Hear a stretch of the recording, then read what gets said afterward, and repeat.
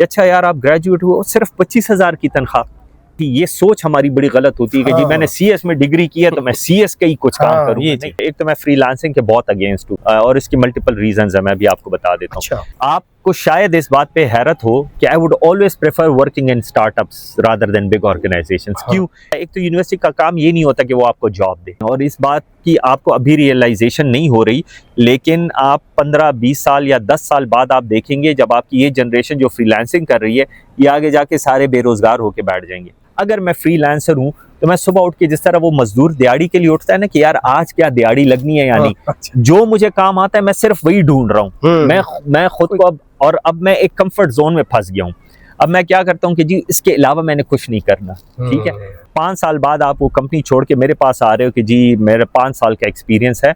आपका experience basically जो बंदा मेरे पास 1 महीने रहा है आपका उससे भी कम एक्सपीरियंस है, तो मैं आपको 40,000 देने को तैयार नहीं हूँ। अभी आप ऑलरेडी 1.5 लाख ले रहे हैं, ठीक है, तो आप कैसे 1.5 लाख से 40,000 पे जंप करेंगे? आप नहीं करेंगे। अब आपको अच्छी जॉब नहीं मिलेगी, अब आप एक लूप में फंस गए हो। आप मांग रहे हो 1.5 लाख से ज्यादा, आपकी अपनी वर्थ 40,000 है। और इस तरह के सैकड़ों लोग थे, आर्टिस्ट और प्रोग्रामर्स, वो बेचारे इस लूप में फंस गए थे।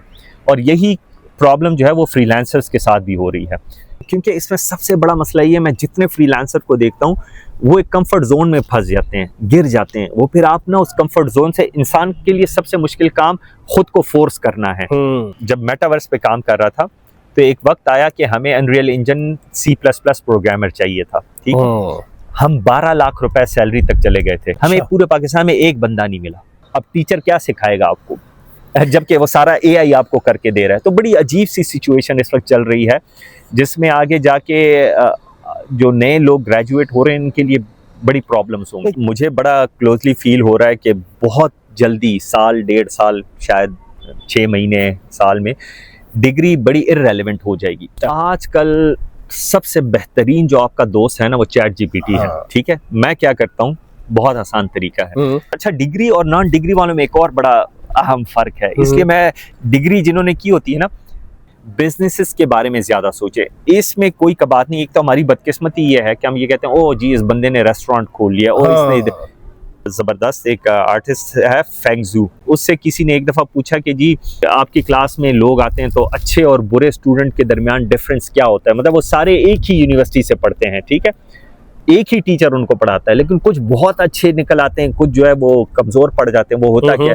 तो उसने कहा था कि मैं हमेशा अपने जो भी बच्चे आते हैं मेरे से, मैं उनसे कहता हूँ कि लर्निंग आपकी कब्र तक जारी रहनी चाहिए और ख़ुद को अपडेट रखना। एक्सट्रीम पैशन, मैं आपको बताऊँ, यानी बहुत दफ़ा, 1-2 नहीं, मेरी ज़िंदगी में शायद सैकड़ों दफ़ा ऐसे हुआ हो जहाँ पे मैं 45-48 घंटे मुसलसल जागता रहा हूँ। असल में वो पैशन आपको सोने नहीं देता, और जब तक आप उस लेवल का पैशन आपका ना हो तो आप कुछ अचीव भी नहीं कर सकते। ऐसी बात है। वो आज भी मैं देखता हूँ तो मैं अपने बारे में सोचता हूँ कि यार मैं इतनी मेहनत किया करता था उस वक्त, अब तो बड़े सुस्त पड़ गए हैं। लेकिन 2018-19 ऑनवर्ड मैंने फिर अपनी कंपनी स्टार्ट की, और आज अल्हम्दुलिल्लाह वो सारे तकरीबन one of the best designers और वो हैं पाकिस्तान में, तो डेफिनेटली तो नेक्स्ट लेवल का काम करते हैं वो लोग। अस्सलाम वालेकुम डियर व्यूअर्स, कैसे हैं? आज हमारे गेस्ट हैं ज़हीर मुख्तार साहब, और ये ग्राफिक डिज़ाइनर हैं, फिल्म मेकर भी हैं, वीडियो गेम्स भी बनाते हैं, और इनकी हिस्ट्री है माशाल्लाह 20 साल प्लस एक्सपीरियंस इनका है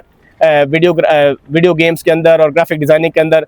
आर्टिस्ट हैं और CEO हैं और साथ फाउंडर भी हैं मुगल स्टूडियो के। इनका एक्सपीरियंस देखेंगे, 20 साल प्लस का एक्सपीरियंस इस जो इंडस्ट्री है, गेमिंग की इंडस्ट्री, इसके अंदर, और इन्होंने कैसे अपना शौक़ पैदा किया और क्या सीखा इस पूरे 20 साल की ज़िंदगी के अंदर, और स्टूडेंट्स के लिए क्या लर्निंग है। यानी स्टूडेंट, हर बंदा ये चाहता है कि जल्दी से पैसे कमाए जाएँ, शॉर्टकट्स लोग जाते हैं, तो आजकल के AI एरा के अंदर किस तरह अपने आप को ग्रूम करना है और इंडस्ट्री के साथ लिंक कैसे बनाना है, कौन सी स्किल्स इंपॉर्टेंट हैं, तो बहुत सारी चीज़ें हैं इसको सीखने को मिलेंगी आप लोगों को इस पॉडकास्ट के अंदर, तो इसको ज़रूर आपने एंड तक देखना है। Sir thank you very much, बहुत शुक्रिया आपका। थैंक यू वेरी मच, बहुत बहुत शुक्रिया। मेरे ख्याल से 16 साल बाद हमारी मुलाकात हुई। बिल्कुल ऐसे है। तो ज़हीर साहब माशाल्लाह इन्होंने BS भी CS में किया है, MS भी CS में किया है, और फास्ट के स्टूडेंट रहे हैं, अलमनाए हैं फास्ट के। तो सबसे पहले हम इनका इंट्रोडक्शन पूछेंगे, इनका बैकग्राउंड, कि ये जो ग्राफिक डिज़ाइनिंग है और ये फिल्म मेकिंग और सारी चीज़ें जो है ना, वीडियो गेम्स वगैरह, तो सर इसके बारे में बताइएगा अपना थोड़ा सा ब्रीफली बैकग्राउंड। मेरा actual career kind of start तब हुआ था 1990 में। हमारे घर में पहला कंप्यूटर आया था, मैं 5-6 साल का था। तो हमारी पूरी फैमिली कंप्यूटर्स की है, और उस वक्त से गेम्स खेलने का शौक पैदा हुआ। फिर 94-95 में 8-9 साल की उम्र में मैंने थोड़े बहुत क्यू बेसिक, उस वक्त एक लैंग्वेज होती थी, उसकी किताब थी, वो पढ़ना शुरू की और प्रोग्रामिंग स्टार्ट की। और फिर 97-98 में मुझे पहली दफ़ा फोटोशॉप का पता चला कि अच्छा ये भी कोई चीज़ होती है। तब फिर मेरे पास पेंटियम कंप्यूटर आया, पेंटियम 2 उस वक्त 98 की बात है। और मैंने फ़ोटोशॉप, बड़े भाई जो है वो कहीं से सीडी लेके आए और फिर फ़ोटोशॉप। फिर 99 में मेरे कज़न मलेशिया से आए, 99-2000 में वो पहली दफ़ा 3D स्टूडियो मैक्स और वो 3D एप्लीकेशन लेके आए, तो मुझे पता चला कि अच्छा 3D भी होती है। और फिर बस उस वक्त ना इंटरनेट होता था, कुछ भी नहीं होता था। और मैं हर वक्त जो है उस पेशावर सदर बाज़ार जाके, कुछ सीडीज़ की दुकानें थी, उनसे कहता 3ds मैक्स है, तो वो पूछते ये क्या होता है, हर बार वो पूछते ये क्या होता है। तो बड़े काफ़ी अरसे तक स्ट्रगल रहती थी। फिर 2001 में मेरे एक अंकल उस वक्त पायलट थे, लेकिन वो भी शौकिया कंप्यूटर बहुत ज़्यादा यूज़ करते थे। उन्होंने मुझे एक प्लेटफॉर्म का बताया, रेंट अ कोडर। अच्छा। उस पे मैंने सबसे पहला अपना प्रोजेक्ट ज़िंदगी का एज अ फ्रीलांसर किया था। तो मेरे ख्याल से पाकिस्तान में सबसे पहले फ्रीलांसर्स में से मैं था। उस वक्त $5 का एक प्रोजेक्ट था, एक लोगो 3D में बनाना था, वो मुझे याद है। और उसके बाद 2003 ऑनवर्ड जो है मैं फिर साइड पे एज अ फ्रीलांसिंग करता था, लोगोज बनाना या 3D आर्किटेक्चरल डिज़ाइंस, और ये चीज़ें मैं साथ साथ करता था। 2004 फिर फास्ट आया, वहाँ से फिर 8 में मैं BS करके ग्रेजुएट हुआ। तो कुछ अरसे के लिए मैं कराची गया एज अ आज TV के साथ मैंने एज अ फिल्म डायरेक्टर काम स्टार्ट किया, junior film director. Short films कुछ बनानी थी।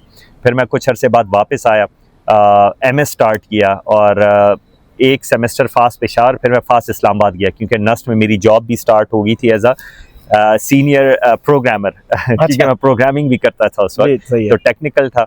और फिर उसके बाद फिर मैं आहिस्ता आहिस्ता गेमिंग वाली साइड पे, क्योंकि वो मेरा ज़्यादा पैशन था। 2011 में मैंने गेम व्यू स्टूडियोज़ लाहौर में ज्वाइन किया 4-5 महीने। फिर उसके बाद VR प्ले आया, इस्लामाबाद वापस शिफ्ट हुआ, वहाँ पे as a team lead graphics. तो तकरीबन 3-3.5 साल वहाँ काम किया, फिर दुबई, फिर US और डिफरेंट जगहों पे। लेकिन 2018-19 ऑनवर्ड मैंने फिर अपनी कंपनी स्टार्ट की, और काइंड ऑफ कंपनी अपने से ज़्यादा दूसरे लड़कों को ट्रेन करने के लिए और उनके लिए स्टार्ट की थी। मैंने बड़े यंग लड़के लिए 16-17 साल, जो बड़े चैलेंज में थे अपनी ज़िंदगी के उसमें। अच्छा। उनको मैंने लिया, और आज अल्हम्दुलिल्लाह वो सारे तकरीबन one of the best designers और वो हैं पाकिस्तान में, तो डेफिनेटली तो नेक्स्ट लेवल का काम करते हैं वो लोग। तो प्रोजेक्ट बेस्ड हम नहीं करते, प्रोजेक्ट ही होते हैं, लेकिन वो उस तरह के नहीं कि फाइवर पे $10 का, $50-100 का नहीं। बड़े स्पेसिफिक किस्म के प्रोजेक्ट्स हम ढूंढते हैं जिसमें लर्निंग ज़्यादा हो, पैसे से ज़्यादा जो है वो लर्निंग और एक पोर्टफोलियो बने। इस चीज़ पे ज़्यादा काम होता है मेरा। मुझे याद है जब हमारा शायद फेयरवेल पार्टी थी, तो बड़ा भाई छोटा भाई का नाम से आपने छोटा सा प्ले बनाया था, आधे घंटे का, उसमें आपका बड़ा क्रूशियल रोल था मेरे ख्याल में। मैं उस वक्त मैंने अपनी पहली छोटी फिल्म जो है वो उससे पहले 2004 में ही बनाई थी, फास्ट के 4 Years in Fast के नाम से। फिर 2006 में आई थिंक आप लोग आए थे, तो मैंने बड़ा भाई छोटा भाई उस वक्त बनाई थी। और वो फिल्म तकरीबन बहुत ज़्यादा अवार्ड्स उसको मिले थे, काफ़ी डिफरेंट यूनिवर्सिटीज़ में मैं जाया करता था। और इसके अलावा भी काफ़ी सारी छोटी फिल्म बनाई मैंने। 2017-18 में 2 साल मुसलसल, मेरा बेटा उस वक्त 5 साल का था, तो मैंने उसके साथ ना फिल्म बनाई थी। अच्छा। पूरी दुनिया में वो था बच्चों के लिए फिल्म का, UN का एक कंपटीशन था, peace in the street global film festival. तो 2017 में भी हम जीते थे पूरी दुनिया में। अच्छा। और फिर 2018 में भी हम लोग जीते थे। तो हमें पूरी फैमिली को UN हेडक्वार्टर्स न्यूयॉर्क इनवाइट किया गया था। फिल्म मेकिंग का पैशन अभी भी है, मैं लगा रहता हूँ, लेकिन अब टाइम नहीं मिलता उसको कंप्लीट करने का। अच्छा। तो अब इनोवेशन का भी दौर है, तो फिल्म मुझे, अगर आपको याद हो, मैंने एक और शॉर्ट वीडियो बनाया था जिसमें डोंट ट्रस्ट एनीवन, जिसमें मैंने उस वक्त हेलीकॉप्टर और काफ़ी चीज़ें ग्राफिक्स की डाली थी। वो 2006-7 की बात है। अच्छा। वो आज भी मैं देखता हूँ तो मैं अपने बारे में सोचता हूँ कि यार मैं इतनी मेहनत किया करता था उस वक्त, अब तो बड़े सुस्त पड़ गए हैं, क्योंकि उस वक्त ये चीज़ें बड़ी मुश्किल थी, ना इक्विपमेंट होता था, कुछ भी नहीं होता। मैं ये सोच रहा हूँ कि यार आपके पास यूट्यूब भी नहीं था, जहाँ से बंदा आजकल तो लोग ट्यूटोरियल्स देखते हैं, वीडियोस देखते हैं कि कैसे काम हो रहा है, सीखते हैं वहाँ से। एग्जैक्टली। तो वहाँ पर जब कुछ भी नहीं था, और आप ये कैसे सीखते थे? वैसे ये शौक था कि क्या? Extreme passion. मैं आपको बताऊं, यानी बहुत दफ़ा, एक दो नहीं, मेरी ज़िंदगी में शायद सैकड़ों दफ़ा ऐसे हुआ हो जहाँ पे मैं 45-48 घंटे मुसलसल जागता रहा हूँ और कंप्यूटर के सामने सिर्फ नमाज और खाने के लिए उठना था बस। इवन फास्ट आपको पता है कितना टफ होता था। जब ये बड़ा भाई छोटा भाई ये जब मैं बना रहा था तो मैं तकरीबन 44 घंटे जागता रहा हूँ। तो और उसमें भी मैं यानी एडिटिंग करके आज यूनिवर्सिटी से लेट से मैं अभी आया हूँ 4:30-5 बजे पहुँचा हूँ, मैं एडिटिंग के लिए बैठा हूँ, तो अगली सुबह फिर उठ के मैं यूनिवर्सिटी गया हूँ, फिर अटेंड करके फिर आया हूँ, फिर मैंने एडिटिंग की, फिर अगले दिन यूनिवर्सिटी गया हूँ, फिर आके फिर मैं शाम को सोया हूँ, तो फिर अगले दिन जो है उठ के फिर मैं यूनिवर्सिटी गया हूँ। तो मतलब 2-3 दिन तक ना सोना was very common for me. अभी भी ऐसे होता है लेकिन अभी कम होता है। तो वो असल में वो पैशन आपको सोने नहीं देता, और जब तक आप उस लेवल का पैशन आपका ना हो तो आप कुछ अचीव भी नहीं कर सकते। ऐसी बात है। तो ये बताएं कि तब एडिटर कौन से होते थे, वीडियो एडिटर, और अभी तो काफ़ी चीज़ें चेंज हो गई हैं। मैं उस वक्त से ही आफ्टर इफेक्ट्स प्रीमियर ये यूज़ करता था, ये प्रोफेशनल्स के लिए होते थे। पहली दफ़ा 2004 में जब मैं वीडियो बना रहा था तो वो कुछ बेसिक से एडिटर थे, उस पर मैं काम करता था। अभी ये है फिर उसके बाद 2005-6 जब मैं विजुअल इफेक्ट्स की तरफ भी आया तो उस वक्त मैं आफ्टर इफेक्ट्स और प्रीमियर यूज़ करता था, और वन मैन आर्मी थी, मैं ही कैमरामैन, मैं ही एक्टर बाकी लोगों के साथ। फिर और उसमें वॉइस एक्टिंग भी मेरी होती थी क्योंकि हमारे पास तो माइक्स उस वक्त होते नहीं थे। पोस्ट में फिर हम रिकॉर्डिंग करते, तो बड़ा भाई छोटा भाई में मेरी कोई 7-8 डिफरेंट वॉइसेस हैं। वो वॉइस ओवर सारे वॉइसेस मेरे हैं, लेकिन डिफरेंट करके ना वो एक्टिंग करनी पड़ती थी। जी। लेकिन आपने टीम वर्क आपको आता था मैनेज करना कि कौन सा कैरेक्टर कौन प्ले करेगा। और लग नहीं रहा था कि एक बंदे का काम है। नहीं, वो सारे लड़के बड़े जबरदस्त थे। कमाल की बात ये होती थी कि उनको खड़ा करके मैं कहता, अच्छा अभी ना आपने इस तरह से कुछ करना है। तो वो फौरन पिक करके ना, ये बड़ा मुश्किल होता है कि स्पॉन्टेनियसली आपने पहले रिहर्सल ना की हो और बंदा फौरन, क्योंकि आपको पता है कि टाइम नहीं होता यूनिवर्सिटी लाइफ में आपके पास कि आप रिहर्सल करो और फिर आके उसको परफॉर्म करो। मोहसिन कमाल साहब के मल्टीपल रोल्स है उसमें। ओह यस, बहुत सारे लोग मोहसिन कमाल को आजकल एज अ प्रोफेसर जानते होंगे। जी, उनके भी मल्टीपल रोल्स है। यस। अच्छा, तो अभी जब आप ये कंपनी आपने लॉन्च की मुगल स्टूडियो, तो ये किस किस्म की कंपनी है? आप कौन सर्विसेज देते हैं, प्रोडक्ट्स देते हैं, क्या करते हैं इसमें? प्रोडक्ट्स पे भी 1-2 दफ़ा मैंने काम किया था, लेकिन अगेन मैं चूंकि बड़ा क्रिएटिव बंदा हूँ, मैं शायद कुछ अर्सा एक चीज़ पे काम करके थक जाता हूँ या बस फिर मुझे उससे चैलेंजिंग काम करना पड़ता है। तो प्रोडक्ट्स भी 1-2 पे काम किया था, उनको मैं अनफॉर्चुनेटली आगे नहीं लेके जा सका। वो VR और उसके प्रोजेक्ट थे और वो अपने टाइम से काफ़ी एडवांस थे। ये मतलब VR 2016 में लॉन्च हुआ था, मैंने 2017 में ही उस पर काम किया था। तो वो UN के लिए एक प्रोजेक्ट था, VR simulator, crime scene simulator था पुलिस के लिए, इन्वेस्टिगेशन के लिए। और उसके बाद भी मैंने काफ़ी सारे उस पर काम किया। फिर मैंने 2021 में एक company co-founded, I was a co-founder एक स्वीडिश बंदे के साथ, को सोसाइटी के नाम से, और इसमें एक मेटावर्स, उस वक्त मेटावर्स का ये लफ्ज़ नहीं आया था। तो हमने अगस्त में आई थिंक वो कंपनी स्टार्ट की, और फिर दिसंबर में 2021-2022 था आई थिंक, उसमें मार्क ज़करबर्ग ने पहली दफ़ा ये वर्ड इंट्रोड्यूस करवाया मेटावर्स का। तो हमने पहले से ही अपने प्रोडक्ट को मेटावर्स का नाम दिया था। उस पर भी काम किया, लेकिन अगेन वो टाइमिंग काफ़ी लेट हो गई, परफेक्ट टाइम नहीं था प्रोडक्ट को लॉन्च करने का, तो it didn't work very well. अभी भी वो प्रोडक्ट है, चल रहा है, लेकिन मैं I move back to my own company और वही फिल्म। उसमें बच्चों को क्या सिखा रहे होते हैं आप अपने कंपनी में? मैं बहुत ज़्यादा फोकस जो है वो हमेशा बच्चों को यही कहता हूँ। पाकिस्तान में एक बहुत सारे अगर सुनने वाले जितने भी हैं, ख़ास तौर पे फ्रेश ग्रेजुएट, एक तो मैं फ्रीलांसिंग के बहुत अगेंस्ट हूँ, मैं खुद फ्रीलांसर रहा हूँ 26 साल से। आप कहें 2000 से मैंने पहला प्रोजेक्ट किया था, 2003 से रेगुलरली, मैं बड़े इसके अगेंस्ट हूँ, और इसकी मल्टीपल रीजंस है, मैं भी आपको बता देता हूँ।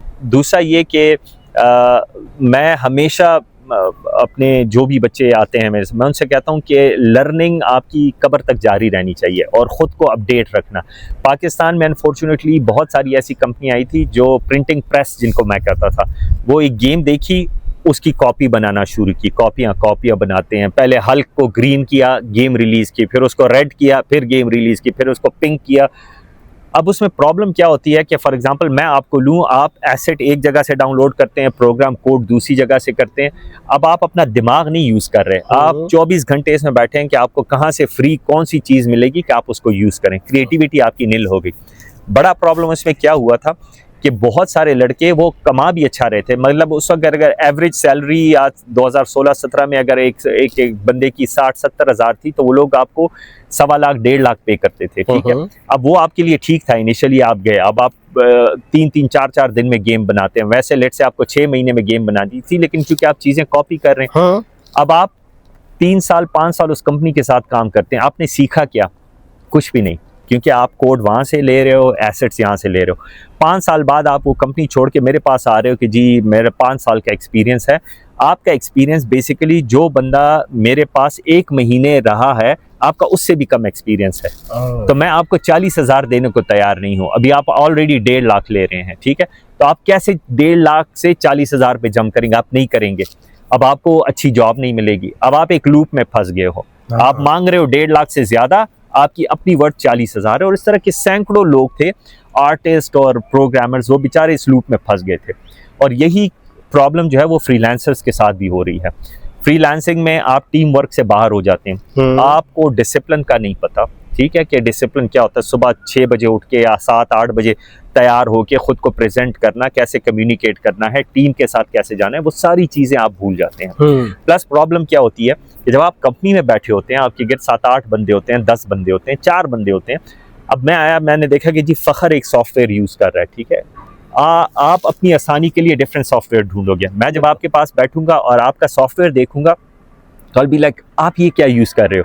तो आप मुझे बता दोगे यार ये ऐसा, तो मुझे भी शौक हो जाएगा उसके, यार ये कैसे इसने किया, ठीक है। मैं आपसे लर्न करूंगा।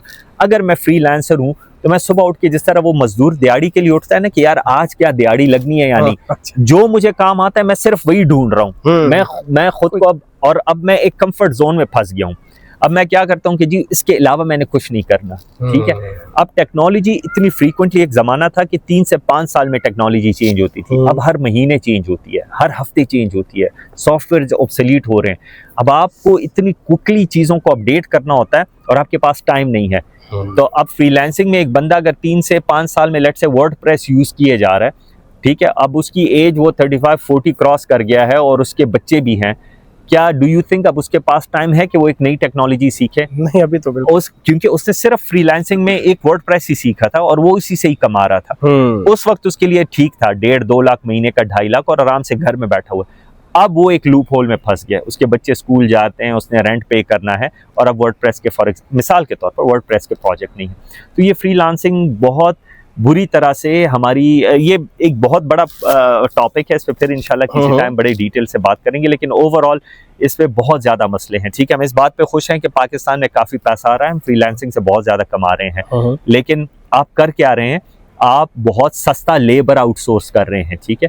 आपके अपने बच्चे अभी ग्रो नहीं कर रहे हैं और इस बात की आपको अभी रियलाइजेशन नहीं हो रही, लेकिन आप 15-20 साल या 10 साल बाद आप देखेंगे जब आपकी ये जनरेशन जो फ्रीलांसिंग कर रही है, ये आगे जाके सारे बेरोजगार होके बैठ जाएंगे। अच्छा। क्योंकि देखें, आप जब एक फ्रीलांसर के एक अलग माइंड सेट होता है, ठीक है, उसमें से बहुत कम ऐसे होते हैं जो आगे एंटरप्रेन्योरशिप पे चले जाते हैं। फ्रीलांसर कभी प्रोडक्ट बनाने का नहीं सोचता, वो दिहाड़ी का सोचता है, ठीक है। डेली उसको कुछ मिले, हफ्ते में, महीने के एंड में उसको कुछ आए। प्रोडक्ट के लिए आपको बड़ा लॉन्ग टर्म एफर्ट करना पड़ता है, बहुत सोचना होता है, ठीक है। स्लीपलेस नाइट्स होती हैं, रिस्क लेने होते हैं। फ्रीलांसर रिस्क नहीं ले सकता, बगैर रिस्क के आप वो प्रोडक्ट बना नहीं सकते। तो आपकी सारी कॉम जो है वो बेसिकली एक चीप लेबर बन जाएगी, जो अभी हम आउटसोर्स कर रहे हैं। नहीं, ये जो यूनिक माइंड्स होते हैं, जिनके पास आइडियाज होता है, क्रिएटिव माइंड्स होते हैं, हर स्टूडेंट इस तरह का नहीं होता, ठीक है। बिल्कुल। तो आप क्या कहते हैं कि जो फ्रीलांसिंग जो कर भी रहे हैं, तो कुछ लोग को ये कहना होता है कि मैंने एक प्रोजेक्ट लिया, लेट से लोग लिख देते हैं मैंने किया काम, लेकिन कुछ लोग मुझे कहते हैं हम उसमें सीख लेते हैं कि इसको एग्जीक्यूट करना है, तो हमारे लिए एक नई स्किल बन जाती है, ठीक है। और फिर कोई नया प्रोजेक्ट है तो वो चीज़ हम सीख लेते हैं, तो इस तरह हमारी लर्निंग भी होती रहती है। उनका ये पर्सपेक्टिव बेसिकली होता है। मैं सबको ये एडवाइस करूंगा कि जब आप ग्रेजुएट हो जाएं, आजकल ये भी ट्रेंड है कि आप जब 2nd-3rd ईयर तक पहुंच जाते हैं अपनी यूनिवर्सिटी के, तो आप फ्रीलांसिंग स्टार्ट कर लेते हैं। पहले ईयर से भी लोग स्टार्ट कर लेते हैं, दैट्स गुड, आपकी पॉकेट मनी आ रही है। लेकिन जब आप ग्रेजुएट हो जाएं तो do work in an organization. हमारे पास 2 तरह की ऑर्गेनाइजेशन होती है, एक स्टार्टअप्स होते हैं और एक बड़ी ऑर्गेनाइजेशन, माइक्रोसॉफ्ट, गूगल। आपको शायद इस बात पे हैरत हो कि I would always prefer working in startups rather than big organisations. क्यों? क्योंकि बिग ऑर्गेनाइजेशंस में आप एक छोटा एक रोल अदा कर रहे हैं विच इज़ इनविजिबल, ठीक है, और एक स्पेसिफिक टास्क कर रहे हैं, आपको एक खास काम पे लगा देंगे। अब क्या होता है, ठीक है उनके प्रोसेसेस हैं, उसका अपने एक बेनिफिट है, आप उनके प्रोसेसेस सीख लेते हैं। लेकिन मेरा पर्सनल एक्सपीरियंस ये है कि जब आप फ्रेश ग्रेजुएट हो जाते हैं, आप स्टार्टअप में जाते हैं, तो वो एक टर्म होती है जैसे कहते हैं you have to wear multiple hats. कभी आप लगे रहेंगे जी केबल खराब होगी नेटवर्किंग की, आप वो फिक्स करेंगे, ठीक है। कभी आपसे कहेंगे यार बंदा छुट्टी पे ये बटन डिजाइन करके दे दो। अब आप आहिस्ता आहिस्ता मल्टीपल चीजों को हिट करते हैं, ठीक है। आप प्रोग्रामर है, आप प्रोग्रामिंग भी कर रहे हो, आप बहुत सारी चीजों का एक्सपीरियंस एक साथ ले लेते हो, आप बहुत स्ट्रगल करते हो क्योंकि प्रोसेसेस को आप स्क्रैच से चीजों को बनाना सीख लेते हो, ठीक। तो वो आपके लिए एक बड़ा ही अच्छा एक्सपीरियंस होता है क्योंकि उसमें स्ट्रेस स्टार्टअप में बहुत ज्यादा होती है क्योंकि उनके प्रोसेसेस डिफाइंड नहीं हुए होते, तो आप वो सारी चीजें डूज एंड डू नॉट सीख लेते हो। बड़ी ऑर्गेनाइजेशन में जाके आपको सिर्फ डूज का पता होता है, डू नॉट्स जो है वो उन्होंने पहले से सॉल्व किए होते हैं, वो आपको पता होता है आपने ये करना है, ये करना है, ये करना है, बहुत सारी चीजें आप ओवरलुक कर। अब स्टार्टअप्स का बेनिफिट ये भी होता है कि अगर आप एक एंटरप्रेन्योर माइंडसेट वाले हो और आपने अपना कुछ स्टार्ट करना है, तो आप स्टार्टअप से जब उस लेवल तक जाते हो कि आप अपना स्टार्टअप, तो आपको सारी डू नॉट्स का पता होता है कि अच्छा ये मुझे नहीं करना, ये नहीं करना। आप वो सारी चीजें अपने साथ अच्छी चीजें लेके आते हो और उसको इम्प्लीमेंट करते हो, तो ये एक बेनिफिट होता है। और इसलिए मैं कहता हूँ कि स्टूडेंट्स ग्रेजुएट होके डायरेक्ट फ्रीलांसिंग पे ना जाएं, पहले जो है खुद किसी भी कंपनी में बेशक कम सैलरी हो, जो भी हो, एक रूटीन और टीम वर्क का भी उनको पता चल जाता है कि टीम वर्क कैसे होता है, जो कि बहुत जरूरी होता है प्रोडक्ट बनाने के लिए। प्रोडक्ट्स कभी भी इंडिविजुअल्स नहीं बना सकते, उसके लिए आपको टीम रिक्वायर्ड होती है। अच्छा ज़हीर भाई, मुझे एक चीज़ बताएं, आपके आपका BSBCS में है, MSBCS में है, और मैं आपका प्रोफाइल देख रहा था लिंक्डइन पे, आपने सेल्फ लर्नर भी लिखा हुआ था। मैं बहुत काफ़ी चीज़ें खुद सीखी है मैंने, पैशन भी आपको था।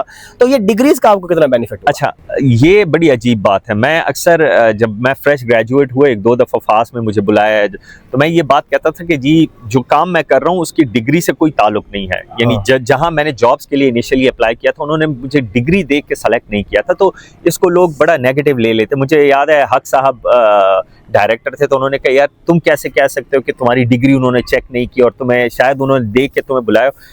बात यह है कि मेरा पर्सनल एक्सपीरियंस ये रहा है कि यूनिवर्सिटी आपको बहुत सारी ऐसी चीज़ें सिखा देती हैं जो आपके ब्लड में शामिल हो जाती हैं, सिक्स सेंस में, ठीक है, वो आपको नहीं पता होता। यानी मैं अभी वो प्रोग्रामिंग नहीं कर रहा, मैं वो जो चीज़ें हमने शायद आर्किटेक्चर में और उसमें पढ़ी थी वो नहीं कर रहा, लेकिन उनका वो नॉलेज यूज हो रहा है, लेकिन मुझे फील नहीं हो रहा शायद। अब यूनिवर्सिटी होती क्या है, एक तो यूनिवर्सिटी का काम ये नहीं होता कि वो आपको जॉब दे, ठीक है, और ना डिग्री, नॉट नेसेसरीली कि डिग्री आपको एग्जैक्टली वो चीज सिखाए जो आपने जाके इम्प्लीमेंट करनी है। वो आपको ओवरऑल एक व्यू देती है, उसमें आप स्पेसिफिकली फिर क्या काम करते हैं वो फिर आप पे डिपेंड करता है। अब ये बिल्कुल ऐसा है कि जैसे फॉर एग्जांपल यूनिवर्सिटी की मिसाल एक रनवे जैसी है, आप जहाज हैं, ठीक है, वो आपको पूरी दुनिया की लोकेशन बता देती है, आप यहाँ जा सकते हैं, ये कर सकते हैं, ये कर सकते हैं। अब आप जहाज है, आपने फोकर बनना है, उड़ के घूम के वापस आना है, वो आपका काम है, या आपने F-16 F-17 बनना है कि जी आपने तेज उड़ के कहीं जाना है, या आपने कार्गो प्लेन बनना है, वो आपकी मर्जी है, ठीक है। यूनिवर्सिटी आपको प्लेटफॉर्म, लेट्स से आप कहेंगे कि नहीं जी बहुत सारे लड़के होते हैं जिन्होंने यूनिवर्सिटी से नहीं पढ़ा होता लेकिन वो कहीं पहुंच जाते हैं, बिल्कुल आई एग्री। लेकिन इशू क्या होता है कि वो पहले 5-10 साल क्या करते हैं, उन्होंने अगर अफगानिस्तान जाना है तो वो पहले US पहुंच जाते हैं, उधर जाके उनको पता चलता है ओह जी ये तो अफगानिस्तान नहीं है, फिर वो ब्राजील पहुंच जाते हैं, ठीक है, वो दुनिया जान घूम के आखिर में उधर आते हैं। अगर आपने जेन्युइनली पढ़ा होता है तो आपको फिर पता होता है कि आप बेसिकली कहाँ से कहाँ जाना है आपको। तो यूनिवर्सिटी के ये काफी सारे बेनिफिट होते हैं जो आप यूज कर रहे होते हैं लेकिन आपको पता नहीं होता इन चीजों का। अच्छा, तो एक बड़ा बेसिक सा क्वेश्चन है कि अभी तो बहुत सी डिग्रीज आ गई हैं, तब टेलीकॉम CS होता था फास्ट में, अब बाकी यूनिवर्सिटीज में भी रिगार्डिंग कंप्यूटिंग डिग्रीज बहुत ज़्यादा हैं, AI, data science, cyber security, software engineering और कंप्यूटर साइंस तो है ही है। तो जो बच्चे इस कश्मकश में होते हैं कि कौन सी डिग्री करें ताकि उसमें हम ज़्यादा स्किल सेट अपना बनाएं और ज़्यादा अपनी वैल्यू क्रिएट करें, इस पर आपकी कोई इनपुट होगी? अच्छा, मैं एक, शायद बहुत सारे लोग मुझसे एग्री ना करते हों, लेकिन मैं बहुत इंडस्ट्री के टॉप या ऊपर लेवल के लोगों से, माइक्रोसॉफ्ट और इधर उधर जो बड़े उस पर काम करते हैं, जब मेरी उनसे डिस्कशंस होती हैं उस सर्कल में, तो हमें अब मुझे बड़ा क्लोजली फील हो रहा है कि बहुत जल्दी, साल 1.5 साल, शायद 6 महीने, साल में डिग्री बड़ी इररेलेवेंट हो जाएगी। अच्छा, इररेलेवेंट इन द सेंस के अब आपकी डिग्री है 4 साल की और टेक्नोलॉजी हर हफ्ते 2 हफ्ते में चेंज हो रही है। अब आपके टीचर बेचारे जो हैं, मेरे जो टीचर हैं, बहुत काबिल लोग हैं, वो उन बेसिक्स फंडामेंटल्स को समझते हैं, ठीक है। बहुत सारे लोग करंटली उन फंडामेंटल्स को भूल गए हैं और they don't care about the fundamentals. वो सेट हो चुकी हैं, अब मशीन्स आगे जाके आपके फंडामेंटल्स के ऊपर बिल्ड कर रही हैं। अब क्या आप 4 साल एक डिग्री लेके जब बाहर निकलते हैं तो आप तब भी इररेलेवेंट होंगे, क्योंकि एआई जितनी तेजी से बदल रहा है वो आप उसको कवर नहीं कर पाएंगे। जैसे आज सुबह मैं एक आर्टिकल पढ़ रहा था कि 16 एआई एजेंट्स, यानी एआई 16 डिफरेंट मशीन्स या 16 एआई बॉट्स ने मिलके C++ जैसा कंपाइलर आई थिंक 7 दिनों में बनाया, पूरा C++ लैंग्वेज बनाई खुद, जो कि 35-40 साल से बन रही है और वो हो रही है। उन्होंने 7 दिनों में, आई थिंक 7 डेज में उन्होंने वो बना लिया। अब आप बताएं कि what is the current state of our education system, कि अब टीचर क्या सिखाएगा आपको जबकि वो सारा एआई आपको करके दे रहा है। तो बड़ी अजीब सी सिचुएशन इस वक्त चल रही है, जिसमें आगे जाके जो नए लोग ग्रेजुएट हो रहे हैं इनके लिए बड़ी प्रॉब्लम्स होंगी। चैलेंजिंग है बिल्कुल, लेकिन कुछ लोग कहते हैं कि चलो बाहर है, पाकिस्तान में ये काम स्लो, जो है ना, ट्रांजिशन स्लो होगी। इशू ये होगा कि जिस तरह होता है ना हमारे यहाँ, आज से 20 साल पहले देहात और शहर में कितना डिफरेंस था। मतलब शहरों में मोबाइल, गाड़ियाँ, सब कुछ। देहात में आपको शायद हफ्ते में 1 गाड़ी नजर आती थी। ऐसा हम बहुत पीछे रह गए हैं ऑलरेडी दुनिया से। मतलब मैं भी सऊदी से आया हूँ लास्ट वीक, कोई 40 दिन गुजार के। सब कुछ पेपरलेस है, आप दुकान पे जाएं, मोबाइल टैप करें, पैसे पेमेंट, हम जी जेब से बटवा निकाल के नोट गिन रहे हैं। और अटेस्टेशन अभी तक चल रही है। मुझे आज तक अटेस्टेशन की समझ नहीं आई कि दुनिया में इसका ओवरऑल, ठीक है, दुनिया पहुंच गई। आप अटेस्टेशन, इवन कुछ भी बनाए जी, पासपोर्ट बनाना है अटेस्टेशन करवाएं, यूनिवर्सिटी में एडमिशन के लिए अटेस्टेशन का। और उस बंदे से मैं करवा रहा हूँ जिसने कभी जिंदगी में ना मुझे देखा और ना दोबारा देखेगा, वो सिर्फ स्टैंप लगा देता है। और वो लोग बहुत आगे निकल चुके हैं, और यूएस और बाकी एडवांस कंट्रीज। मैं जिस कंपनी की बात कर रहा था, मुझे बड़ा अफसोस हुआ था। जो मेरा को पार्टनर था मथियस, स्वीडन से, तो स्टार्ट में हमने यहाँ बैंक अकाउंट खोला, तो हम कंपनी यहाँ रजिस्टर कर रहे थे। हमने 1 साल लगाया और कंपनी रजिस्टर नहीं कर पाए। क्यों? क्योंकि यहाँ से जो हमने लॉयर दिया था उसको, वो लॉयर से कहता कि जी इस पे स्टैंप लगा के लाएं, हमारी अदालत स्टैंप मांग रही है रजिस्ट्रेशन में। और वो बंदा ये बात नहीं समझ पा रहा था कि स्टैंप किसे कहते हैं। तो मैंने से कहा जी स्टैंप ये चीज़ होती है। कहते यार आप लोग अभी भी 50 साल पीछे हो। कहते हैं मुझे याद नहीं पड़ता मैंने कब स्टैंप देखा था, हमारा सारा डिजिटल है। तो आप सोचेंगे वो लोग, और मुझे बड़ा अफसोस हुआ ये सुन के कि हम खुद को एक आईटी कंट्री कहते हैं और हमारे यहाँ अभी तक स्टैंप और अटेस्टेशन और ये चीज़ें चल रही हैं। तो मतलब उस लिहाज से हम अभी बहुत पीछे हैं। अच्छा ज़हीर भाई, ठीक है आपकी बातें, मुझे बस इसमें कोई ग्रीन सिग्नल भी देना। चले हमने देखा कि एआई बहुत चेंज हो रही है, डेली चेंज हो रही है, ठीक है, सही, और आगे तो और भी चेंज होगा। बिल्कुल। और बड़े बड़े जो टेक के सीईओज या फाउंडर्स हैं वो बातें करते हैं 6 महीने साल बाद हर चीज़ जो है ना ऑब्सोलीट हो जाएगी, कोडिंग तो वैसे जॉब खत्म हो जाएंगी, सॉफ्टवेयर इंजीनियरिंग वाला पार्ट वैसे खत्म हो जाएगा।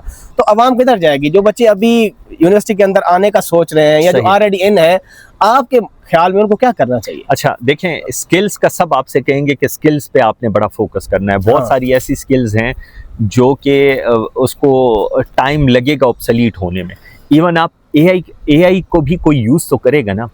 अगर जो लोग अभी भी उस माइंडसेट पे हैं कि जी जिस तरह जब वॉशिंग मशीन आए थे तो उस वक्त मेरी अम्मी या दादी वगैरह वो यही कहते हैं जो कपड़े हाथ से धुलते हैं ना वो वॉशिंग मशीन में नहीं होते। वो एक माइंडसेट होता है, ठीक है।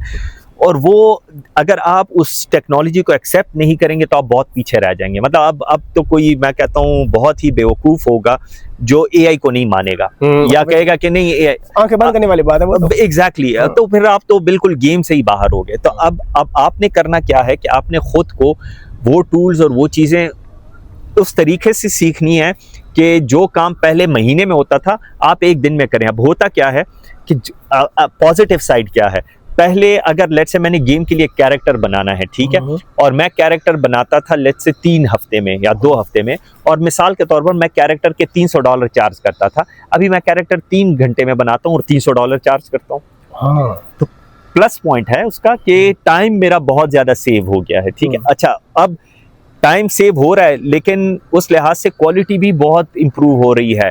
अब आप अगर एवाटार देखें, जो 2000 एवाटार फिल्म जो 2011 में पहली बनी थी, उसकी क्वालिटी और जो अभी रिसेंटली 2025 में रिलीज हुई है, उन दोनों की क्वालिटी में बहुत ज्यादा फर्क है। अगर आप साइड बाय साइड उसको प्ले करें तो आपको पता चल जाएगा कि अच्छा जी, अगर टूल्स और आ रहे हैं तो एफर्ट भी बढ़ रही है। पहले एक अच्छी गेम 3 साल तक बन जाती थी, अब 7 साल में बनती है। क्यों? हमारे पास तो एआई है, सब कुछ। अब डिमांड उस लिहाज से बहुत बढ़ गई है, उसमें कंपोनेंट्स बहुत बढ़ गए हैं। तो आपकी स्किल की जो है, आपने स्किल पे बड़ा काम करना है। टेक्नोलॉजी अब आपकी एफर्ट ये होनी चाहिए कि मैं डेली कैसे खुद को अपडेट करूं, कॉन्स्टेंटली रिसर्च, कॉन्स्टेंटली सीखना। ठीक है। अच्छा, ये जो यूनिवर्सिटी के स्टूडेंट्स होते हैं, आपने कहा कि एआई को सीखें क्योंकि उसके बगैर आपकी लाइफ वैसे बेकार है, ठीक है, अपने आप को अपडेट करें। जो यूनिवर्सिटी का कुरिकुलम है, जिसमें मैथमेटिक्स के कोर्सेज आपके होते हैं, प्रोग्रामिंग के होते हैं, आर्किटेक्चर के होते हैं और बाकी कोर्सेज भी होते हैं, आप एफआईबी भी करते हो, तो यानी अगर आपने टेक में जाना है, किसी स्टार्टअप में जाना है, तो बेसिक बिल्डिंग यानी आपके ब्लॉक्स क्या होने चाहिए जो फिंगर टिप्स हो, और जो कोई इंटरव्यू आपका लेगा तो वो कम से कम पास होने चाहिए। ये कौन सी चीजें हैं? ठीक है, फोकस करना। मैं अभी आपको एक एग्जांपल देता हूँ। अगर आपको ये जो आपको बेसिक बिल्डिंग ब्लॉक सिखाई जाती है ना, ये कयामत तक यही रहेंगी, ठीक है, और इसको सीखना बहुत ज्यादा जरूरी है। जो मैं बात कर रहा था ना कि वो आपके ब्लड में शामिल हो जाती है, आपको पता नहीं चलता। मिसाल के तौर पर हम जब गेम बनाते हैं उसमें आती है ऑप्टिमाइजेशन। अब अच्छा, मैं चूंकि टेक्निकल बंदा हूँ, मैं ग्राफिक्स और प्रोग्रामिंग दोनों से आया हूँ, तो जब मैं किसी चीज को देख लेता हूँ तो मैं आर्टिस्ट को समझा सकता हूँ कि तुम्हारे इस 3D में क्या मसला है, और मैं प्रोग्रामर को भी बता सकता हूं कि उसको कैसे ऑप्टिमाइज करना है। ठीक है, मिसाल के तौर पर अगर आपको मेमोरी का पता है कि मेमोरी कैसे काम करती है, हार्ड डिस्क से चीज कैसे पहले रैम में अपलोड, तो आप उन चीजों को बहुत अच्छी तरह से एक्सप्लेन कर सकते हो। लेकिन अगर आपको रैम का, हार्ड डिस्क की और इनकी फंक्शनैलिटी का नहीं पता, तो आप कैसे ऑप्टिमाइज कर सकोगे कि आप अपने एप्स की परफॉर्मेंस को कैसे बेहतर बनाओगे। तो बिल्डिंग ब्लॉक्स आपके लिए बड़ी जरूरी होती है, उनकी अंडरस्टैंडिंग, बेसिक अंडरस्टैंडिंग। आपको अगर ये नहीं पता कि रैम कंप्यूटर में कहाँ लगी होती है, काम कैसे करती है, बायोस क्या चीज होती है, ठीक है, इसलिए वो बेसिक सीखना बहुत जरूरी है। Even AI is just an interface, लेकिन उसके पीछे क्या हो रहा है अगर उसका आपको पता है तो आप उन चीजों को बड़ा अच्छे तरीके से हैंडल कर सकते हैं। अभी मैं कुछ अर्सा पहले एक वीडियो बना रहा था। अब एआई पे बहुत सारे लोग हैं, वो हम टीवी के लिए, हम टीवी का एक प्रोजेक्ट था इग्नाइट के साथ, centre of excellence for gaming and animation, और उसमें I am working with them as a consultant. तो उसकी ओपनिंग सेरेमनी के लिए एक वीडियो बनाना था। अब वो एआई पे मैंने सारी चीज़ें बनाई हैं, लेकिन वो और कोई नहीं बना सकता। क्यों? क्योंकि इट्स नॉट जस्ट एआई, उसमें आपको बहुत सारी टूल्स की ना, अगर आपके पास नॉलेज है तो आप उसको ब्लेंड करके यूज करोगे। ये नहीं कि आप एआई को कमांड दे दो वो आपको बना के दे दे। वो जो चीज बनाएगा वो आपके थॉट प्रोसेस से नहीं मैच कर रहा, फिर आप उसको कैसे एडिट करोगे, किस टूल में उसको एडिट करोगे, उन सारी चीजों का आपको पता होना चाहिए। सेम विद द डिग्री, अगर आपके पास डिग्री है तो यू नो कि ये क्या हो रहा है पीछे, क्योंकि आपके माइंड में वो चीज रहेगी। शायद आप उसको एक्सप्लेन नहीं कर पाओगे, लेकिन आपके माइंड में रहेगी। मैं ये पढ़ रहा था कि जो अनरियल इंजन है जिस पर आप भी काम करते हैं, और मेटावर्स वगैरह, ये बेसिकली बड़ी ऑप्टिमाइजेशन करती है कि मेमोरी कितनी लेनी है, हार्डवेयर कितना होगा, प्रोसेसिंग कितनी चाहिए आपको। एग्जैक्टली, कोई गेम उसके बगैर नहीं बन सकती। हम जब गेम बनाते हैं तो पहले कॉन्सेप्ट में सारी चीजें थ्रो करते रहते हैं, मॉडल ये डाल दिया, वो डाल दिया, और फिर उसकी मूवमेंट और वो सारी चीजें करते हैं, फिर एंड पे हम ऑप्टिमाइजेशन पे आते हैं। अब ऑप्टिमाइजेशन का अगर आपको नॉलेज नहीं है कि ये कैसे डाटा रीड कर रहा है, ये कहाँ जा रहा है, ये कैसे हो रहा है, तो वो ऑप्टिमाइजेशन, मिसाल के तौर पर ये एक ऐनक है, ठीक है, ये मैंने 3D में बनाई है। इसका साइज जो है वो, फॉर एग्जांपल, जब मैं इसको सॉफ्टवेयर में लोड करता हूं तो ये लेट्स से 1 MB इसका साइज है। इमेजिन ये 3D मॉडल है, ठीक है, इसको 1 MB। अब अगर मुझे ऑप्टिमाइजेशन का पता है तो मैं क्या करूंगा, इसको अपने सॉफ्टवेयर में एक दफा लोड करूंगा और थ्रू प्रोग्रामिंग मैं इसकी कॉपीज बनाऊंगा। तो साइज इसका 1 MB रहेगा और वो रन टाइम पे उसकी कॉपीज बनाएगा, जो कि साइज हार्ड डिस्क में नहीं इफेक्ट नहीं करेगा। अगर मुझे ऑप्टिमाइजेशन का नहीं पता तो मैं पहले इसको एक दफा लोड करूंगा, फिर इसका ग्लासेस 01, फिर 02, 03, अगर मुझे 50 कॉपी चाहिए तो मैं 50 कॉपी, तो ऑलरेडी 50 MB फाइल हो गई, विच इज रॉन्ग। ठीक है, तो अगर आपको बेसिक कॉन्सेप्ट्स का पता है तो आप उसको लेके फिर उसके एलियासेस रन टाइम पे बनाओगे तो आपके पूरे ऐप की साइज 1 MB होगी, फॉर एग्जांपल। तो ये चीजें जो है ये आप कंप्यूटर साइंसेज आपको सिखाता है। अच्छा, ये जो अनरियल इंजन जिस पर आप काम करते हैं, पहले तो इसका बताएं, ये यूनिटी से डिफरेंस क्या है इसका?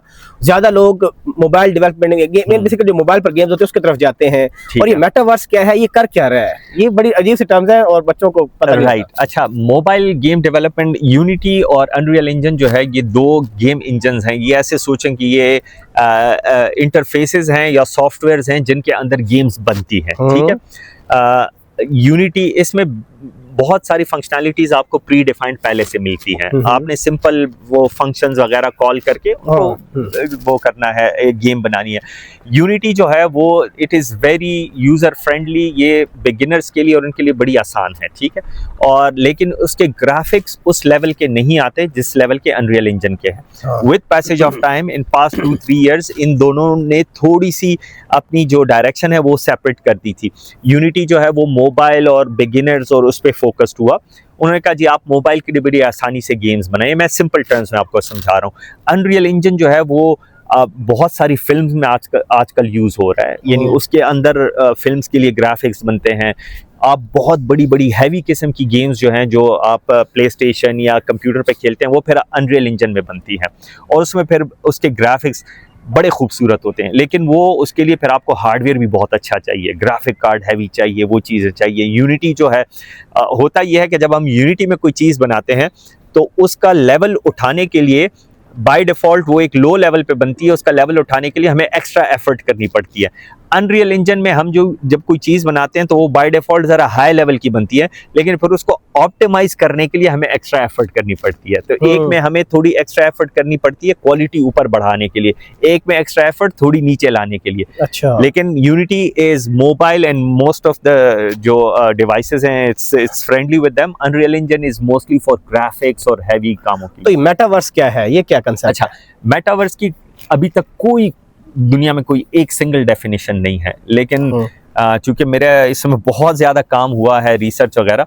तो एक डेफिनेशन इसकी ये है कि bridging the physical world with the digital world, ठीक है। अच्छा, तो इसका मतलब ये है कि जो काम हम फिजिकल वर्ल्ड में पहले करते थे, अब उसी को अगर रेप्लिकेट करके हम डिजिटल में जाए तो that would become a metaverse. मिसाल के तौर पर अभी हम दोनों मीटिंग कर रहे हैं, अगर हम जूम पे चले जाएं और उस पे, तो that would also be part of metaverse के हमारी कन्वर्सेशन उसमें चली गई। लेकिन इसमें फिर एक और डेफिनेशन है कि कंबाइनिंग 2 और more technologies to enhance its functionality, इसको भी मेटावर्स कहते हैं। मिसाल के तौर पर जूम एक टेक्नोलॉजी है जिसमें हम मीटिंग करते हैं या गूगल मीट।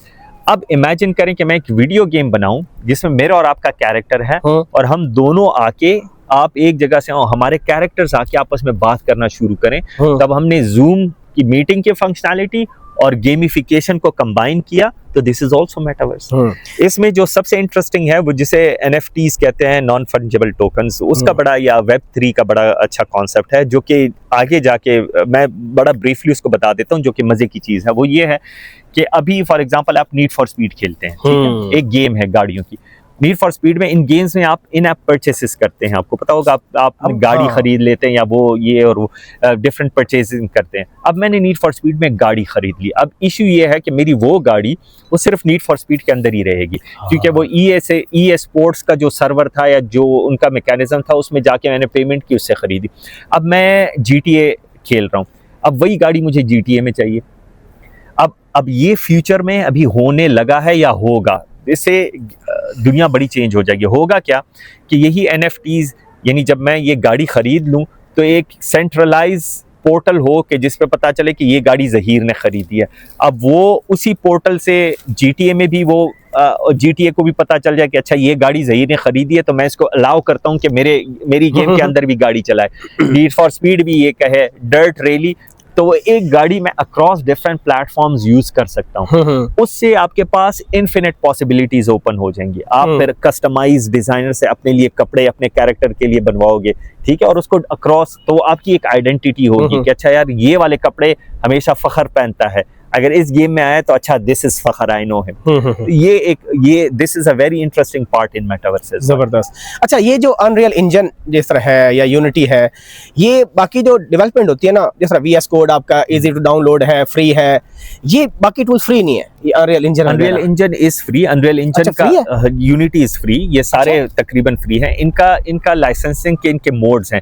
जैसे फॉर एग्जांपल अनरियल इंजन का एक मोड, आई डोंट नो कि वो चेंज करते रहते हैं हर 2-3 साल बाद। अनरियल इंजन कहता था कि जी आप लो, फ्री यूज करो, साल यूज करो, लेकिन जब आप गेम बनाओ और आप गेम बेचो ऑनलाइन और आप $1 लाख से ऊपर कमाओ, ठीक है, तो $1 लाख आपके हो गए। उसके बाद आप जितना कमा रहे हो उसमें 5% हमें दो।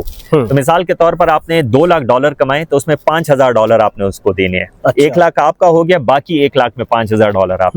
उसका फिर एक और है कि आप मंथली लाइसेंस ले लें।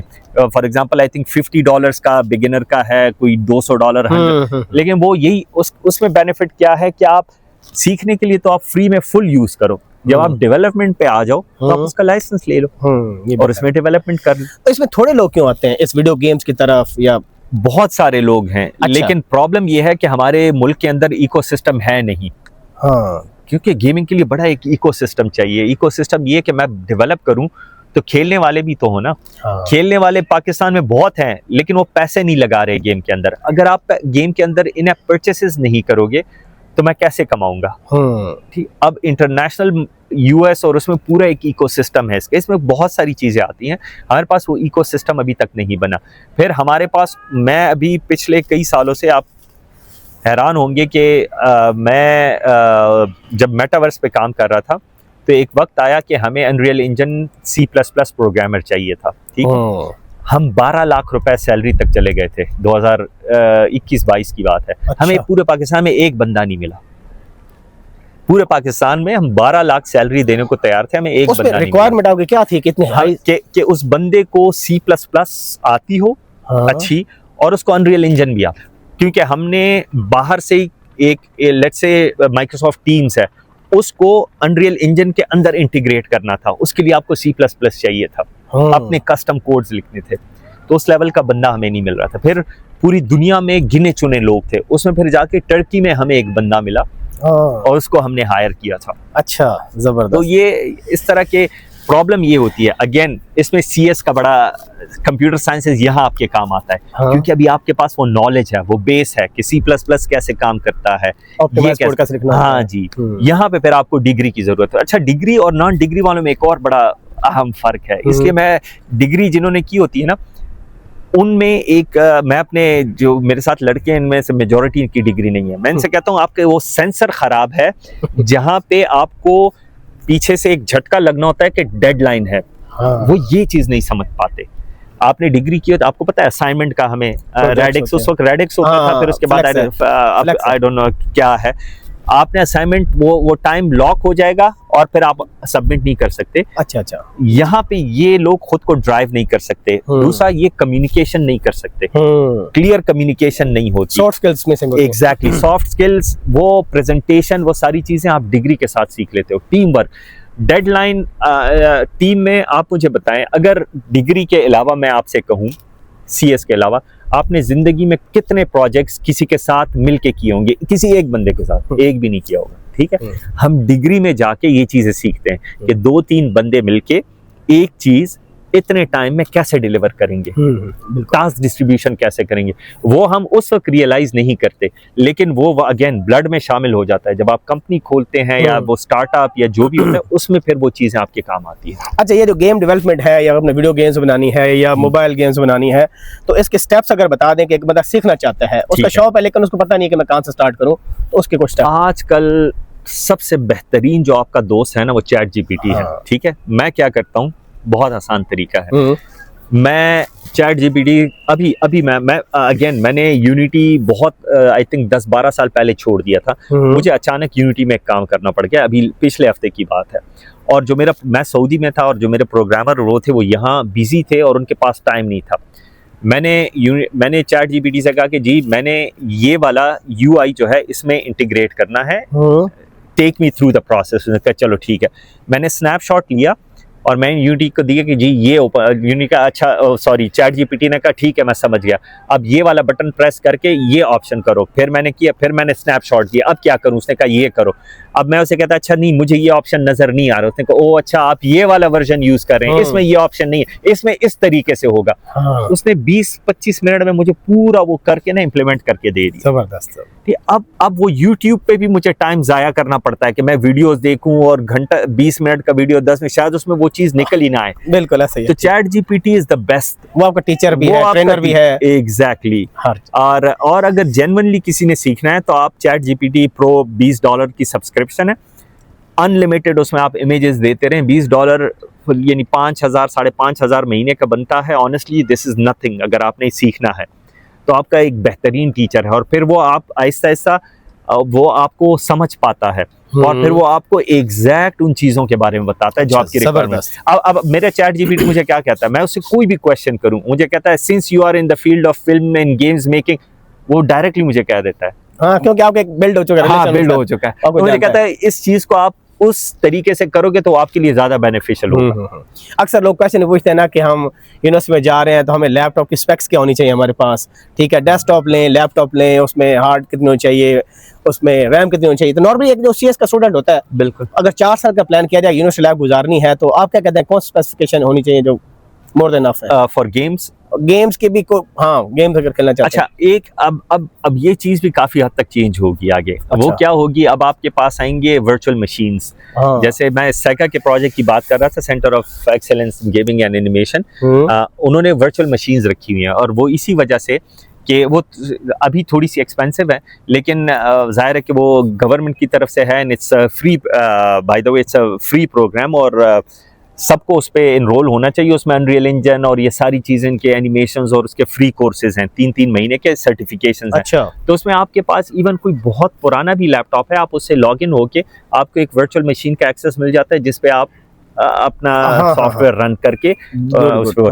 लेकिन वैसे अगर आजकल के दौर में ये चीज़ें भी बड़ी फ्रीक्वेंटली चेंज हो रही हैं तो आपको एटलीस्ट यानी 2080 ग्राफिक कार्ड और 16 GB रैम ये मिनिमम आपको चाहिए। क्लाउड कंप्यूटिंग में है ना वर्चुअल मशीन जो आप कह रहे हैं। एग्जैक्टली वो क्लाउड पे ही सारा सब कुछ हो रहा होता है। आप चीज़ों रन करोगे। एग्जैक्टली, सिर्फ दोनों की यूज हो रही है सारे। एग्जैक्टली, सब कुछ उनका पावर, सब कुछ सिर्फ आप अपने लैपटॉप की स्क्रीन और कीबोर्ड यूज कर रहे हो। हाँ, जो पहला पॉइंट आपने बताया कि मैं फ्रीलांसिंग के अगेंस्ट हूँ, तो जो बच्चे पैसा कमाना चाहते हैं ड्यूरिंग यूनिवर्सिटी एजुकेशन तो वो कैसे कमाएंगे फिर? वही मैंने स्टार्ट में कहा कि जो सेकंड ईयर और उससे शुरू हो जाते हैं दैट्स फाइन, लेकिन खुद को इस पे ना फंसाएं क्योंकि अल्टीमेट गोल इसको ना रखें। अल्टीमेट गोल ये ना रखेंगे जी बस ये, क्योंकि इसमें सबसे बड़ा मसला ये है, मैं जितने फ्रीलांसर को देखता हूँ वो एक कंफर्ट जोन में फंस जाते हैं, गिर जाते हैं। वो फिर आप ना उस कंफर्ट जोन से, इंसान के लिए सबसे मुश्किल काम खुद को फोर्स करना है।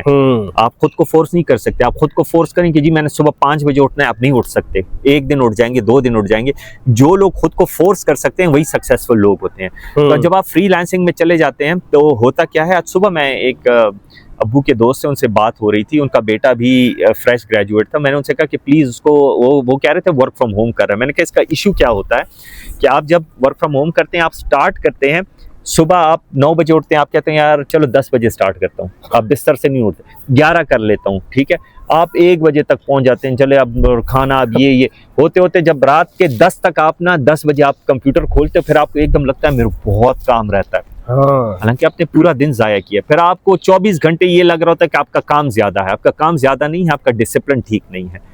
ये बहुत बड़ा मसला होता है फ्रीलांसर्स के साथ। और जब शादी हो जाती है तो आपकी फैमिली आपसे ज्यादा सफर करती है इस चीज पे। कुछ लोग बड़े खुश होते हैं, वो कहते हैं जी हम अपनी मर्जी का जागते हैं, अपनी मर्जी का। अगर मैं किसी का लिंक्डइन पे पढ़ रहा था पोस्ट जी, या फेसबुक पे पढ़ रहा था, वो कह रहा था जी हमारी लाइफ तो बड़ी चिल है जी, इतने डॉलर भी कमा लेते हैं, अपनी मर्जी के टाइम में काम करते हैं, घर के अंदर है। तो वही प्रॉब्लम होगी कि अभी तो ठीक है उसकी लाइफ के लिए, लेकिन शायद वो 25-30 ईयर्स की एज में है, लेकिन वो ग्रो नहीं कर पाते। क्योंकि वो, जब आप देखें, आप इफ यू आर रिलैक्स, आप चिल कर रहे हैं, मींस कि आप खुद को 100% पुश नहीं कर रहे, ठीक है। अच्छा, आप नई चीजें सीख नहीं रहे, ठीक है। हाँ, ये जो वेब डेवलपमेंट वाली सॉफ्टवेयर इंडस्ट्री है और ये जो गेम्स डेवलपमेंट है या जो वीडियो गेम्स बनाते हैं या फिल्म मेकिंग है, ये जो दोनों के पैकेजेस में क्या फ़र्क है, जो बेसिकली कंपनसेशन मिलती है दोनों से, इसमें क्या डिफरेंस आपको? वेब में भी ऐसे लोग हैं जो 8-8 10-10 लाख रुपए कमा रहे हैं, और फिल्म मेकिंग में भी ऐसे हैं 8-8 10-10 लाख कमा रहे हैं, ठीक है।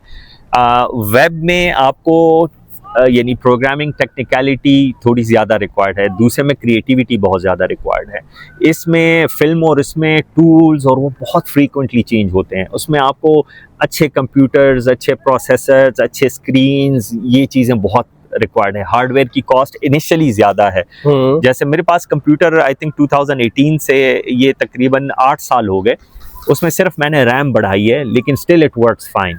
3080 एक ग्राफिक कार्ड थोड़ा सा अपडेट किया है, लेकिन इनिशियल आपको अभी आप अगर एक ग्राफिक के लिए एक अच्छा कंप्यूटर लेंगे तो वो 5-5.5 लाख का आपको पड़ेगा, ठीक है, मिनिमम एक अच्छा कंप्यूटर, लेकिन वो आपका आगे शायद 3 से 5 साल तक काम कर जाए। वेब में आप एक नॉर्मल लैपटॉप 30-40 हज़ार का, उससे भी आप डेवलपमेंट कर सकते हैं। तो दोनों में इस लिहाज से काफ़ी डिफरेंस है। अच्छा, यहाँ पर मैं ये पूछ रहा था कि जो ग्राफिक डिजाइनिंग है, जो पहले लोग करते थे, बड़े हैवी इनकम जनरेट करते थे, जब से चैट जीपीटी और एआई आपके टूल्स आए ना, ग्राफिक डिजाइनर भी की वैल्यू वो नहीं रहेगी, पहले थी। तो क्रिएटिविटी जो इस बंदे की बाय डिफॉल्ट यानी नेचुरल क्रिएटिव वो नहीं है, तो एआई टूल्स को यूज करके कुछ सीखा जा सकता है इस अगर? बहुत ज़्यादा। अच्छा। जैसे अभी मैं ऑफिस से आ रहा था, तो ऑफिस में मुझे एक लड़के ने कहा कि वो फिग्मा में काम कर रहा था, तो उसने मुझे एक पूरा इंटरफेस दिखाया सॉफ्टवेयर का।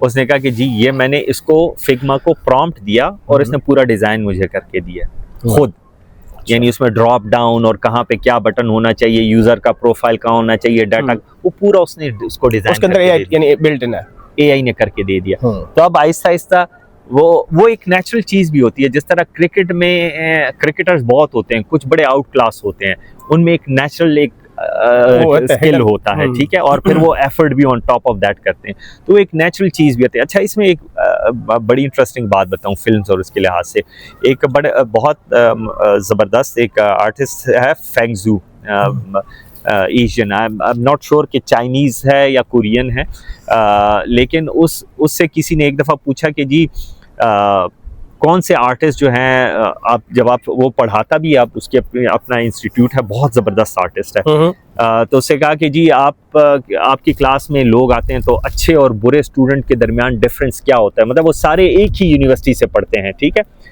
एक ही टीचर उनको पढ़ाता है, लेकिन कुछ बहुत अच्छे निकल आते हैं, कुछ जो है वो कमज़ोर पड़ जाते हैं, वो होता क्या है? तो उसने कहा था कि उसकी ये analysis, and I agree to that, कि जिन बच्चों को बचपन से माँ बाप घुमा फिरा के लेके आए, उनको एक्सपोजर दिया, उनको म्यूजियम लेके गए, उनको पार्क लेके गए, चिड़ियाघर लेके गए, ठीक है, बाहर घुमाया, वो नेचुरली दूसरों से आगे होते हैं, क्योंकि उनका एक्सपोजर ज़्यादा होता है, उनकी सोच बहुत बड़ी होती है, जो किताबें पढ़ते हैं जो बच्चे, जो स्टोरीज। यही वजह है कि जो गोरा है उसका आर्टिस्ट जो है, जब आप उसे कहते हैं कि स्पेसशिप बनाओ या ये बनाओ, तो वो आपको 1000 स्पेसशिप्स बना के दे देगा। आप किसी पाकिस्तानी से कहो कि स्पेसशिप बनाओ, तो पहले वो ना लगा रहेगा, इंटरनेट पे ढूंढेगा कि स्पेसशिप क्या होती है, क्योंकि उनके यहाँ बचपन से ही किताबों में और इन चीज़ों में स्पेसशिप और उनका जिक्र शुरू हो जाता है। सही। हमारे यहाँ ये चीज़ है ही नहीं, तो exposure is very important. Last question आपसे ये है कि इतने ग्रेजुएट्स हैं, इतने लोग कंप्यूटिंग की डिग्रीज कर रहे हैं, इंजीनियर्स हमारे हैं, ठीक है, तो आप क्या देखते हैं कि जो इनपुट आ रही है सॉफ्टवेयर इंडस्ट्री में, उनमें क्या मिसिंग है, और जॉब अपॉर्चुनिटीज फ्यूचर में, इस पर आप क्या कहना चाहेंगे, लोगों को क्या करना चाहिए? अच्छा देखें, business is one very important thing, ठीक है, बिजनेस की तरफ जो है ना अब आना चाहिए आपको। वही अगर आप फ्रीलांसिंग और जॉब्स की तरफ जा रहे हैं, सॉरी ये मैंने बाल हवा तेज चल रही है, आप अच्छा, एक टर्म है जैसे पिवट कहते हैं, आपका एक बिजनेस चल रहा है, आपको पता चल गया ये काम नहीं कर रहा, तो आप किसी भी टाइम उसको पिवट कर, आपने you have to give it 100%। आप थक गए, आपने सब कुछ उसमें, फिर आपने राइट टाइम पे ये डिसीजन लेने के जी इसको मैं किस तरफ लेके, मिसाल के तौर पर I am in the graphics field, right, ठीक है, अब दुनिया बड़ी श्रिंक हो रही है, ग्राफिक्स जो हैं बंदे जा रहे हैं, तो क्या ये मेरे लिए एक अच्छा टाइम नहीं है कि मैं ये सोचूं कि जी अब मैं इन बंदों को किस चीज़ में यूटिलाइज करूं? क्या मैं एक ऑनलाइन प्लेटफॉर्म बनाऊं जिस पे मैं चीज़ें सेल करना शुरू करूं? ठीक है, तो that's where I have to decide कि जी अब मैंने पिवट करना है, मैंने अपने बिजनेस को दूसरी तरफ लेके जाना है। बिजनेसेस के बारे में ज़्यादा सोचे, इसमें कोई बात नहीं। एक तो हमारी बदकिस्मती ये है कि हम ये कहते हैं ओ जी इस बंदे ने रेस्टोरेंट खोल लिया, और इसने क्या क्या हुआ रेस्टोरेंट? आप मैकडोनल्ड्स, KFC इन सबको आप देखें तो ये $1 बिलियन की इंडस्ट्री बन गई है। तो वो भी पहले एक फिजिकल ना, लोग ऑनलाइन सेल करते हैं ना, कितना अमेज़न से कितने लोग कमा रहे हैं। एग्जैक्टली। तो अब ज़रूरी नहीं कि आप इवन आप एक दुकान खोलें, एक खोखा से स्टार्ट लें, एक जिस तरह क्वेटा चाय है, एंटरप्रेन्योरशिप इसी को ही कहते हैं। आप एक दो बंदों को लें छोटी सैलरी पे या उस पे, और आप खुद बेशक चाय ना बनाएं, उनसे बनवा के। अब आप कहेंगे कि जी मैंने CS में डिग्री की थी, ये सोच हमारी बड़ी गलत होती है कि जी मैंने CS में डिग्री की है तो मैं CS का ही कुछ काम करूँगा। ये एक लास्ट बात मैं आपको ये बताऊं कि मेरी ज़िंदगी में मैंने ये देखा है, शायद आपने भी, आप इस पे कभी सोचें कि क्लास के टॉपर्स जो हैं वो कभी एंटरप्रेन्योर्स नहीं होते। मीडियोकर से नीचे, यानी लेट्स से 2.8 GPA वाले और 2.5 और 2.2 वाले देखें, ये कंपनी खोल लेते हैं और ये बड़े बिजनेसेस में चले जाते हैं। उसकी वजह ये होती है कि जब आप टॉपर होते हैं तो आपके ऊपर, मेरा भी यही था, सोसाइटी का बड़ा प्रेशर होता है। अच्छा यार आप ग्रेजुएट हुए, सिर्फ 25,000 की तनख्वाह। अब वो क्या करता है, वो फेस सेविंग के लिए वो बैचलर्स के बाद मास्टर्स पे चला जाता है, क्योंकि उसको तनख्वाह, वो फिर मास्टर से PhD पे चला जाता है, फिर वो रिसर्च में पढ़ जाता है। अब उसका शौक भी नहीं है, लेकिन वो फेस सेविंग के लिए उस फील्ड में चला गया, फिर प्रोफेसर बन गया। अब वो ना रिसर्च कर रहा है या कर भी रहा है। तो जो मीडियोकर और नीचे वाले होते हैं, क्योंकि वो ऑलरेडी लोग उनसे एक्सपेक्ट नहीं कर रहे होते, वो बड़ा सख्त वक्त गुजारते हैं। वो 5,000 की सैलरी से शुरू होते हैं, रगड़ा खाते हैं, जाते जाते हैं अपना बिजनेस स्टार्ट करते हैं, दुकान खोल लेंगे और रिस्क फैक्टर को अपनाते हैं। एग्जैक्टली, और वो रिस्क लेते हैं।